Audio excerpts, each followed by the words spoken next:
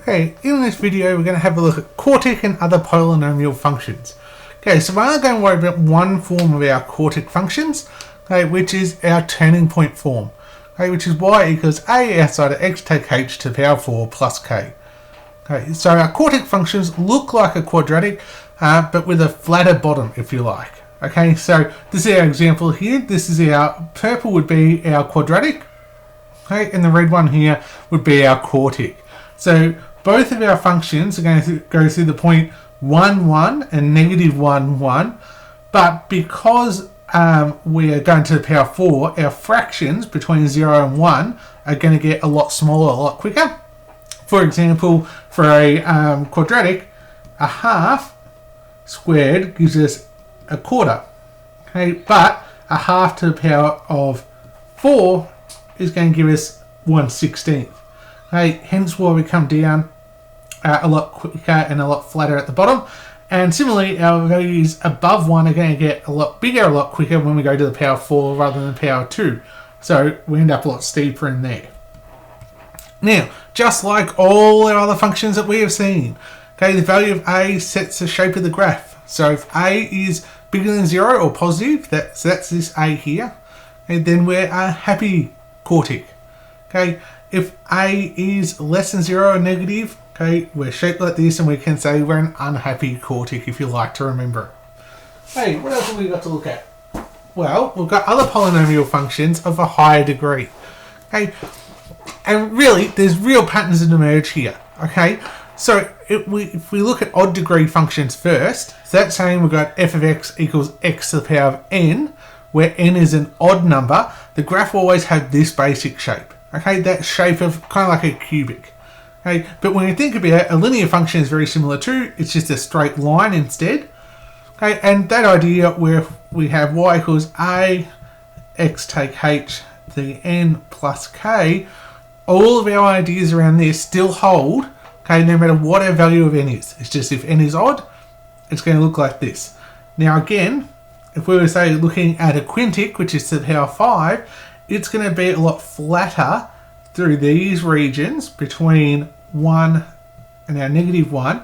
In this range here, our values are going to be a lot flatter and a lot smaller, okay, because we're a higher power. Outside of that, we're going to get bigger values much quicker the higher power we go. Okay. Our even degree functions, we'll just start to see what they look like with our quartics. Okay, it's going to keep this same quadratic type of shape, but we'll get a flatter and flatter bottom as the value of n gets higher and higher and higher. Okay, so that's for our even degree functions. And again, what a, h, and k do are all exactly the same, no matter what we've got. Okay, so let's have a look at a couple of examples of types of things you can need to do. Okay, so a lot of the functions that we need to look at sketching wise either look like this, or they actually tell you can use your calculator to help you out. So if we're just going to look at this, okay, it's a quartic because it's power 4. It's positive because we don't have a negative sign here. Okay, so it's not going to be reflected down or left and right, anything like that. Our turning point, which is usually at the origin, well, it's being moved to the left because it's positive by 2 units. Okay, and it's also being moved down by 1 unit. So we're going to be going through 2 and negative 1. Okay, and we're simply going to come down, flatter bottom, back up. Okay, I've probably exaggerated a bit there, but that's okay. If we look at what we'll get for our turning point, our x-intercepts, we knew that it went through the point 1, 1. So this is going to go through the point negative 1 and the point negative 3. Okay, if we were to let x equal 0, well, we have 2 to the 4 is 16, take 1 is 15. So our y-intercept, which I haven't actually shown here, would have come up and intersect up here somewhere. Okay, coming up, that point there is going to be at the point 15 for our y-intercept. So I've probably drawn up there a little bit poorly, but you can get that general idea of the shape. Okay, so what happens with these, with our translations, everything like that hasn't changed. Okay, we also have some questions about solving some of our quartic functions as well. Okay, so this is a typical type of one that we'll see. We've got x to the 4 take 6x cubed equals 0. So what we're going to do is we look at common factors here. They're x to the 4 and 6x cubed, and that is x cubed. So we take that out as a factor. It's going to leave us with x take 6. Okay, and we know that's equal to 0.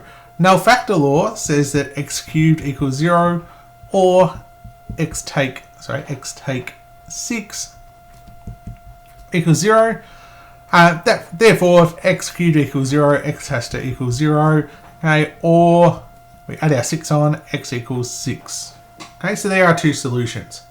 So a fair bit of work with our calculator in this section, which is just great practice for those skills. So hopefully there's enough in this video to help you through the questions.